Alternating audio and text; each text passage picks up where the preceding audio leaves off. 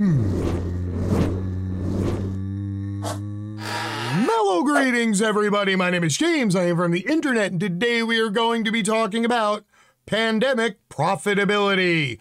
Now, over the last 2 years, much has been made over the piles and piles and piles of free cash just lavished onto the poor, and how that's why our economy is totally ruined. From small business owners across the United States of America bemoaning the fact that they can no longer get poor and desperate people to come labor for them for $8 an hour, and of course, blaming the fact that the poor's got 3 $600 checks over the course of 2 years, and now somehow they're all sitting at home in in-ground pools filled with gold coins, doing the backstroke like fucking Scrooge McDuck. Meanwhile, large corporations around the country are complaining that the broken supply chain and the government's poor response to the pandemic are to blame for rising inflationary costs that somehow mystically have nothing to do with the fact that corporations outside of the financial sector in every single industry across the United States of America are up an average of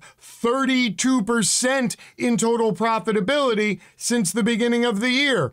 But again, everybody wants to blame the poors or the businesses or the truckers or the drivers or the factory workers. And yet, somehow, while we are playing the blame game and we're pointing the finger in a circle and going around, we all seem to be missing one big pile of people who, it turns out, are profiting more than the rest of us and somehow getting the least amount of blame. So today, what I thought I would do is take a look at that small group of wealthy, elite, powerful individuals in the United States of America who somehow are making the most and yet avoiding all of the responsibility for really cleaning up in the pandemic profit category. So everybody, buckle up, because we're going to talk about your elected representatives. Here we go! As the pandemic raged, at least 75 lawmakers bought and sold stock in companies that make COVID-19 vaccines, treatments, and tests. If you just heard that and right about now you're asking yourself, shouldn't that be against the law? Well, don't worry, we're going to have a whole section regarding the legality of this and if those legalities are actually enforced against the people who, you know, create the laws. In 2020, at least 13 senators and 35 U.S. congressional representatives held shares of Johnson & Johnson, the medical behemoth that produced the single-shot COVID-19 vaccine that more than 15 million Americans have received. At least 11 senators and 34 representatives also held shares in 2020 of another COVID-19 vaccine manufacturer, Pfizer.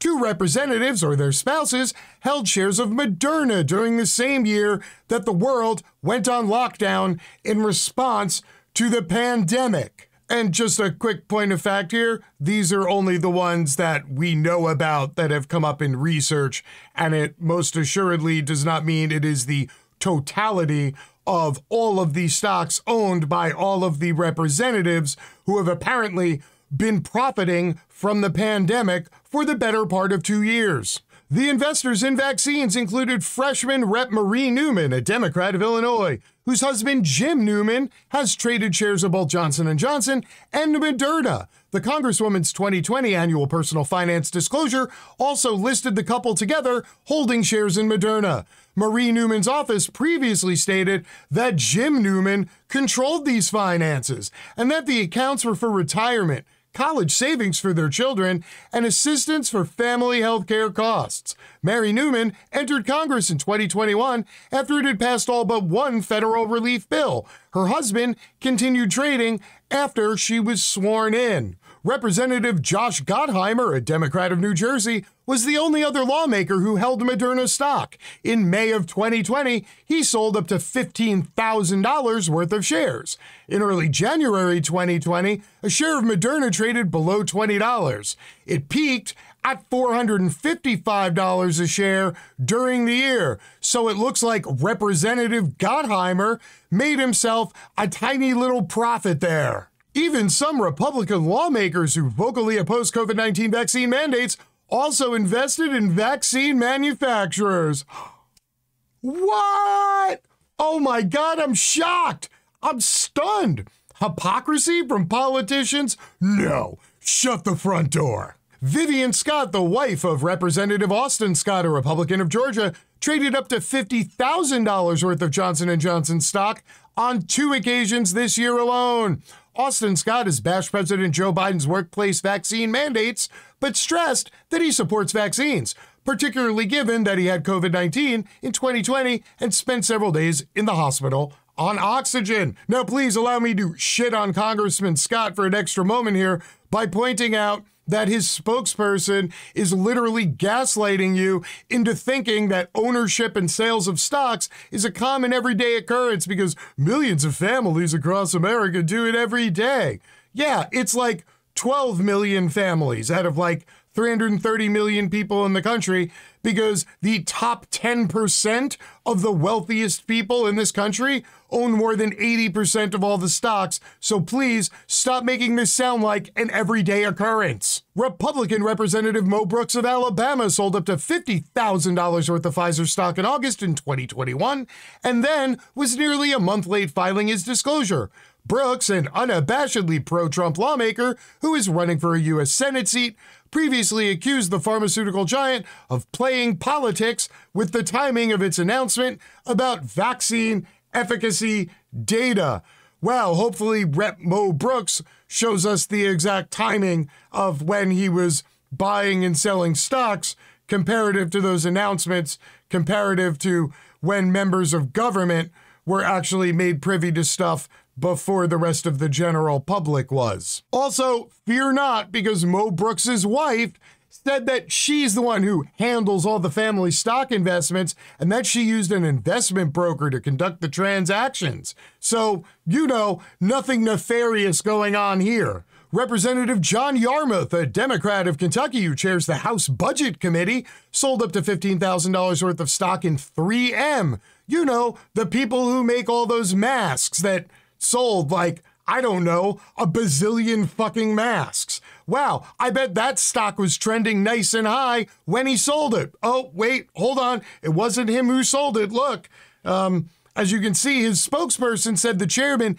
has, quote, an investment manager who handles the transactions, and he had no role whatsoever in those transactions happening. So don't worry, everything's above board here.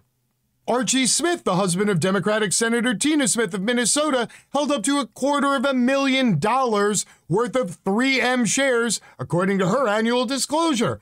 Her office didn't respond to a request for comment.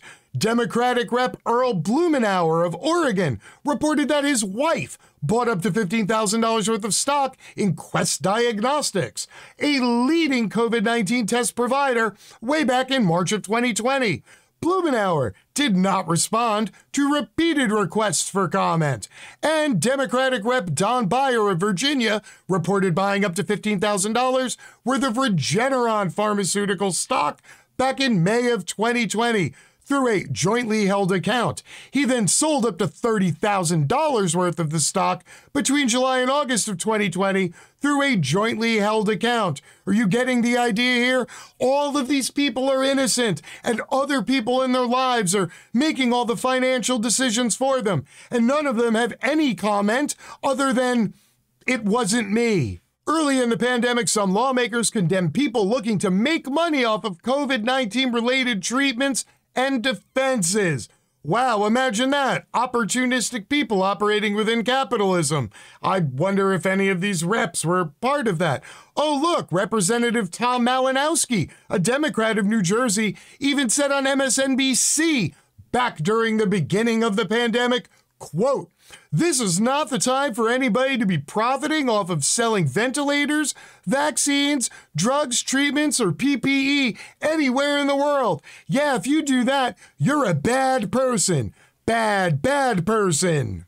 Also, literally at the same time, Malinowski was selling more than $15,000 worth of stock in Chembio Diagnostics, which was a company that offered COVID-19 testing kits and infectious disease testing. You know, back in the beginning of the pandemic, when he was telling everybody that profiting off the pandemic is wrong. You couldn't miss him. He was on MSNBC. He was waggling the finger of recrimination.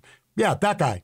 In 2020, he failed to disclose dozens of stock trades in violation of the Federal Stop Trading on Congressional Knowledge Act of 2012, which clarifies that it's illegal for members of Congress to engage in insider trading and only acknowledge the trades after an investigation about his activities. Of course, his office also stated that the congressman employs a financial advisor to trade stocks on his behalf. So, of course, he had nothing to do with the fact that, you know, the person who handles his stocks just mystically knew which stocks to buy and sell at their lowest and their highest solely based on what congressional laws and purchases were made by the government regarding testing and ancillary COVID products and services.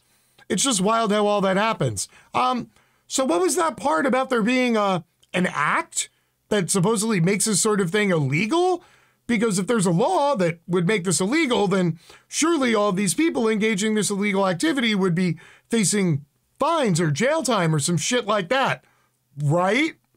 Well, the Stock Act, which is the acronym for it, was passed by Congress back in 2012 to combat insider trading and conflicts of interest among Congress's own members and force lawmakers to be more transparent about their personal financial dealings. A key provision of the law mandates that lawmakers publicly and quickly disclose any stock trade made by themselves, a spouse, or a dependent child. But members of Congress have not fully complied with the law. They offer excuses, including ignorance of the law, you know, the one that they made, clerical errors, and mistakes by an accountant.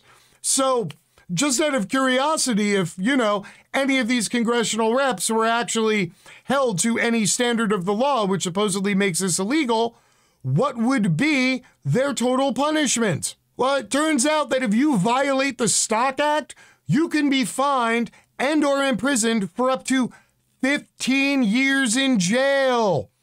Would any of you care to take a guess how many members of the government have actually been sent to jail for violating the Stock Act? Would you care? It's zero. The number is zero. While most lawmakers who violate the Stock Act face a fine, the penalty is usually small. $200 is the standard amount, and that is if it isn't waived by the House or Senate ethic officials. Ethics watchdogs and even some members of Congress have called for stricter penalties or even a ban on federal lawmakers from trading individual stocks, although neither has come to pass. Gee, I wonder why all the lawmakers who get all the insider information that helps them make trades, that helps them make hundreds of thousands of dollars a year, would possibly not want to enforce the law that they actually wrote that's supposed to prevent them from insider trading and buying and selling stocks based upon information that they receive. Anybody, do I really need to continue here, or are you all starting to get the general drift? So what does this mean for you, the average viewer at home, the fellow member of the working class? Well, in case you didn't know, it means that you live in a two-tiered society. And within that society, you, whoever it is who's watching this video, belong to the lower tier of society. And what that means is that you work and serve at the pleasure of people who have more money or more power than you. Also, you are forced to abide by all of their rules and regulations. And if you break any of those rules or regulations, well, you will have your freedom taken away. You will lose most of your possessions. You will be imprisoned in a small cell. And if you're lucky, at some point, you will be released into freedom, only you will no longer have the right to vote, the right to own a firearm, and you basically have to answer to the state every single week for the better part of 5 years, or else they put you back in that box. But people in the upper tier, the people who have the money, the people who have the power, the people who make the rules, and the people who decide when those rules will be enforced, well, those people, they face no fear of retribution. Number one, because the ones who hold them accountable are their fellow legislators who are also profiting all of this, and B, more importantly, because we live in a lovely two-party system where all any of these people have to do during election time is literally look into a camera and say, yeah, I totally profited off of COVID, but so did that other person. And if you don't vote for me, the other person from the other team wins. And like half the country goes and goes out and votes for them because team sports and tribalism seem to be more important than the constant class warfare being visited upon the majority of us by the small handful of people who control most of the money, most of the resources, and ergo have most of the power. So yes, we certainly need more government accountability, and unfortunately it has to start with us, because I assure you that none of the people in government are going to hold themselves or each other accountable. Frankly, their grift is too damn good. So people, start withholding your vote until these elected representatives decide that they serve at your pleasure. And if they can't make that decision themselves, well then, it's time to send them packing. Maybe once they're former members of government, they won't be able to run around carte blanche, profiting off the rest of us while we all get ground down into dust by the giant millstone of capitalism. Until next time, my name is James. I am from the internet, and I am out. Peace.